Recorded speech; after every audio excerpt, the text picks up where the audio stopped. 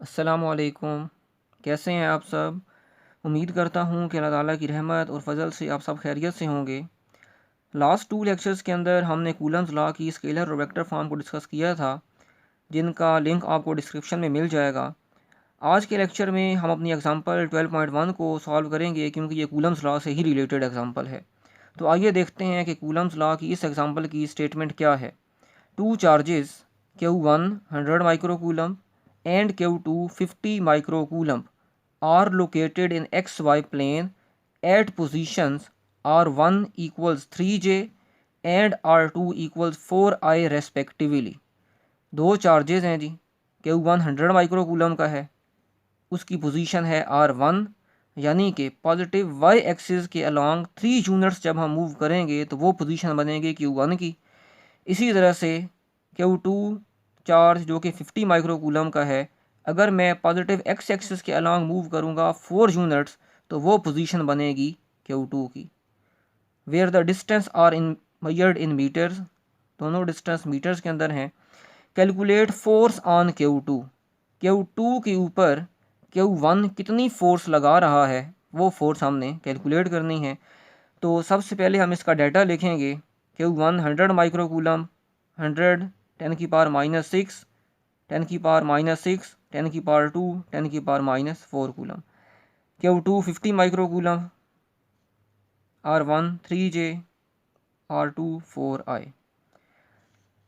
अब डायग्राम को देखें। Q1 की पोजीशन है 3J, पॉजिटिव y एक्सिस के अलॉन्ग 3 यूनिट्स मूव करेंगे Q1 की पोजीशन आएगी। सो मूव करते हैं 1 2 3। सो यहाँ पर पड़ा हुआ है Q1। पॉजिटिव x एक्सिस के अलॉन्ग 4 यूनिट्स मूव करेंगे तो वो पोजीशन हमारे पास आएगी Q2 की। सो मूव करवाएं 1 2 3 एंड 4, और याद रखें ये डिस्टेंस मीटर्स के अंदर है। सो यहाँ पर हमारे पास Q2 की पोजीशन आ गई। दोनों चार्जेस के सेंटर को ज्वाइन किया तो जो लाइन इनके सेंटर को ज्वाइन करेगी उसी लाइन के ऊपर हमारी फोर्स लाई करेगी। और क्योंकि दोनों पॉजिटिव चार्जेस हैं तो दोनों रिपेल करेंगे, दोनों अपोजिट डायरेक्शन में मूव करेंगे। सो ये force exerted on charge Q1 by the charge Q2, force exerted on charge Q2 by the charge Q1। तो हमने यहाँ पर कैलकुलेट करना है F21। देखें यहाँ पर उसने ये नहीं बोला कि फोर्स का मैग्नीट्यूड कैलकुलेट करें या डायरेक्शन कैलकुलेट करें, उसने बोला कि फोर्स कैलकुलेट करें। इट मीन्स कि फोर्स तो एक वेक्टर क्वांटिटी है, हमें उस फोर्स का मैग्नीट्यूड भी कैलकुलेट करना होगा, हमें उस फोर्स की डायरेक्शन भी कैलकुलेट करनी होगी। तो आइए देखते हैं कि मैग्नीट्यूड हम कैसे कैलकुलेट करेंगे। सो कूलम्स लॉ की इक्वेशन को लिखा, वेक्टर फॉर्म में जो इक्वेशन है ये वो लिखी हुई है हमारे सामने। यहाँ से देखें यूनिट वेक्टर की डेफिनेशन क्या होती है? Vector as it is divided by its magnitude. So ये हमने यूनिट वेक्टर की डेफिनेशन पुट की है यहाँ पे।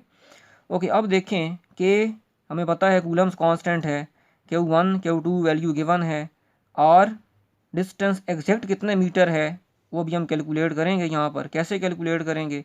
और दूसरा यहाँ पे R21 एक कंप्लीट वेक्टर है, इसको भी कैलकुलेट करना पड़ेगा। तो इसको कैसे कैलकुलेट किया? R21 को कैलकुलेट करने के लिए position vector R2 minus position vector R1 किया, तो 4i माइनस 3j आ गया। मैग्नीट्यूड निकाला, वो हमारे पास आ गया 5 मीटर। ओके, अब सारी वैल्यूज़ आ चुकी हैं। इस इक्वेशन में क्या करेंगे? हम इस इक्वेशन में वैल्यूज़ को पुट करेंगे कि इसकी वैल्यू पुट की 9 10 की पावर 9 Q1 ये value, Q2 50 microcoulomb, R21 vector complete, और वो वेक्टर कितना है 4i माइनस 3j, ये पूरा वेक्टर पुट कर दिया।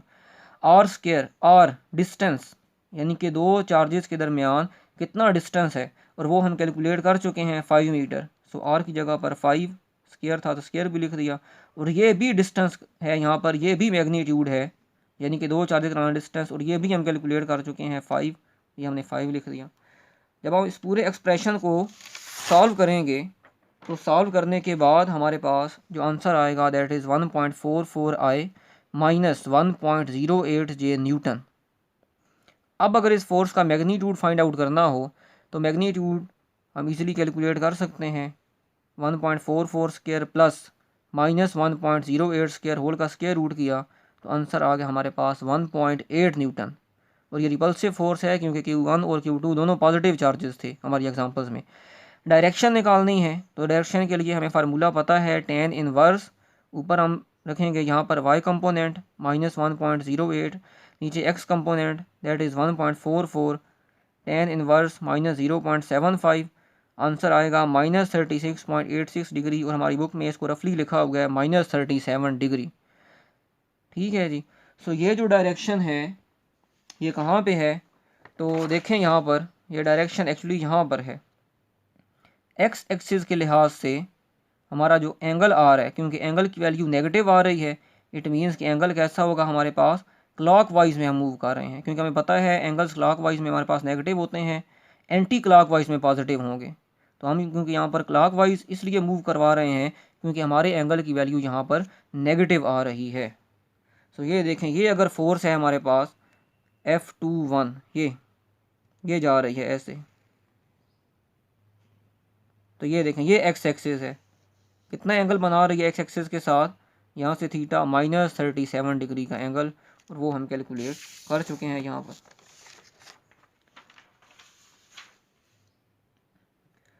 ओके, नेक्स्ट हमारा टॉपिक है topic number 12.2 fields of force. तो इसमें सबसे पहले हम देखते हैं इलेक्ट्रिक फील्ड क्या होता है।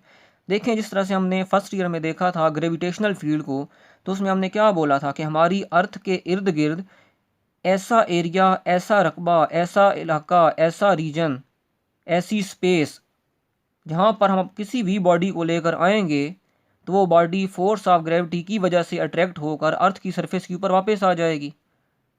लेकिन अगर हम अपनी बॉडी को अर्थ की सरफेस से बहुत ज़्यादा ऊपर लेकर चले जाएं, बहुत हाइट के ऊपर लेकर चले जाएं कि वो बॉडी हमारी स्पेस के रीजन में चली जाए, देन हमें पता है कि उस बॉडी के ऊपर किसी तरह की फोर्स ऑफ ग्रेविटी एक्ट नहीं करेगी।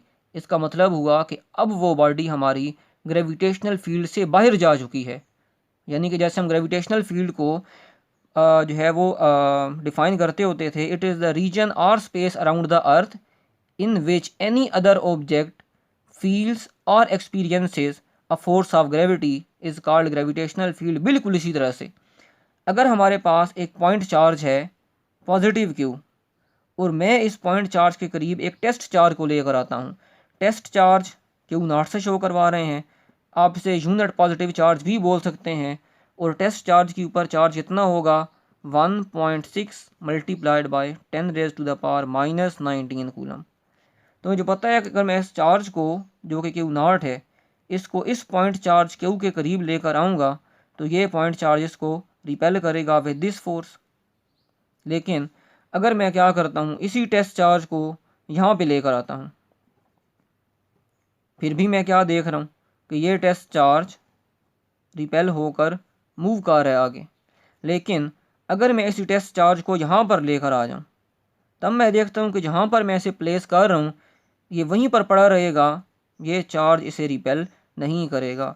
तो जिस रीजन के अंदर, जिस एरिया के अंदर, जो एरिया हमारा इस चार्ज के इर्द गिर्द है, जिस एरिया के अंदर हमारा ये टेस्ट चार्ज Q0 अपने ऊपर किसी भी फोर्स को महसूस करेगा, एक्सपीरियंस करेगा, उसी रीजन का नाम, उसी स्पेस का नाम हम क्या रखेंगे, इलेक्ट्रिक फील्ड रखेंगे। बिल्कुल इसी तरह से अगर आप इस फील्ड के अंदर किसी नेगेटिव चार्ज को लेकर आएंगे तो वो नेगेटिव चार्ज अट्रैक्ट होकर इस यूनिट जो है वो पॉइंट चार्ज की तरफ मूव करेगा, तो हम बोलेंगे कि वो नेगेटिव चार्ज हमारा इलेक्ट्रिक फील्ड के अंदर है। लेकिन अगर उसी मैं नेगेटिव चार्ज को यहाँ पर लेकर आऊँ तो मैं देखूँगा कि क्योंकि ये फील्ड से बाहर है तो इसके ऊपर किसी तरह की कोई फोर्स अप्लाई नहीं होगी। तो हम इसको कैसे डिफाइन कर सकते हैं इलेक्ट्रिकल फील्ड को, इट इज़ द रीजन और space around the charge in which any other charge particle, कोई भी चार्ज पार्टिकल, वो इलेक्ट्रॉन हो सकता है, वो प्रोटॉन हो सकता है, वो आयंस हो सकते हैं, in which any other charge particle experiences a force of attraction और रिपल्शन कॉल्ड इलेक्ट्रिक फील्ड। जिस रीजन के अंदर, जिस स्पेस के अंदर, जो रीजन हमारा इस पॉइंट चार्ज के इर्द गिर्द है, जिस रीजन के अंदर हमारा कोई भी चार्ज अपने ऊपर किसी फोर्स ऑफ अट्रैक्शन को या फोर्स ऑफ रिपल्शन को महसूस करेगा, उस रीजन का नाम, उस एरिया का नाम हम क्या रखेंगे? इलेक्ट्रिक फील्ड रखेंगे। इट मीन्स कि ये सारी, इस यूनिट पॉइंट चार्ज की ये सारी की सारी जो है वो इलेक्ट्रिक फील्ड है। और ये बात याद रखिएगा कि हमारे पास जो फोर्स होगी वो सबसे ज़्यादा एक्ट करेगी इस टेस्ट चार्ज के ऊपर जब ये टेस्ट चार्ज इस पॉइंट चार्ज के करीब होगा। जितना हम इस टेस्ट चार्ज को अपने पॉइंट चार्ज से दूर लेकर चलते जाएंगे, इस इलेक्ट्रिक फील्ड की जो स्ट्रेंथ है वो उतनी ही कम होती जाएगी। और जब हम बिल्कुल ही इलेक्ट्रिकल फील्ड से बाहर मूव कर जाएंगे तो इस फील्ड की स्ट्रेंथ बिल्कुल ज़ीरो हो जाएगी। इसलिए हमारी बुक में इसको कुछ ऐसे शो करवाया हुआ है, कुछ डॉट्स लगाए हुए हैं। वो डॉट्स की डेंसिटी यहाँ पर ज़्यादा है और जैसे जैसे हम अवे मूव करते हैं उन डॉट्स की जो डेंसिटी है वो कम होती जा रही है। वो डॉट्स की डेंसिटी यही बता रही है कि इस इलेक्ट्रिक फील्ड की जो स्ट्रेंथ है वो सबसे ज़्यादा होगी इस चार्ज के नज़दीक, और जितना इस चार्ज से दूर चलते जाएंगे इस फील्ड की स्ट्रेंथ उतनी कम होती जाएगी। और यहाँ पर आकर इस फील्ड की स्ट्रेंथ बिल्कुल ही क्या हो जाएगी स्टूडेंट्स? ज़ीरो हो जाएगी। तो बिल्कुल जिस तरह से हम ग्रेविटेशनल फोर्स को कैलकुलेट करने के लिए न्यूटन्स ग्रेविटेशनल लॉ को यूज़ करते हैं, जो कि ये है हमारे पास, बिल्कुल इसी तरह से इलेक्ट्रोस्टैटिक फोर्स को कैलकुलेट करने के लिए हम कूलम्स लॉ को यूज़ करेंगे। दोनों फोर्सेस कंजर्वेटिव फोर्सेस हैं। एक डिफरेंस इनके अंदर क्या है कि हमारे पास कूलम फोर्स एक स्ट्रॉन्ग फोर्स है। क्यों? क्योंकि के की वैल्यू बहुत ज़्यादा है 10⁹ में। लेकिन force of gravity G m1m2/r², उसमें G की वैल्यू बहुत कम है 6.67 मल्टीप्लाइड बाई 10⁻11। सो वो फोर्स ऑफ ग्रेविटी बहुत वीक होगी। नेक्स्ट लेक्चर में इंशाल्लाह हम इनमें डिफरेंस वगैरह जो है वो डिटेल में देखेंगे। अब क्वेश्चन राइज होता है कि भाई ये फोर्सेस कहाँ से ओरिजिनेट हो रही हैं, इनका ओरिजिन क्या है, कहाँ से पैदा हो रही हैं? तो याद रखिएगा कि अभी तक स्टिल ये अननोन है कि ये फोर्स कहाँ से ओरिजिनेट हो रही है, इसका ओरिजिन क्या है।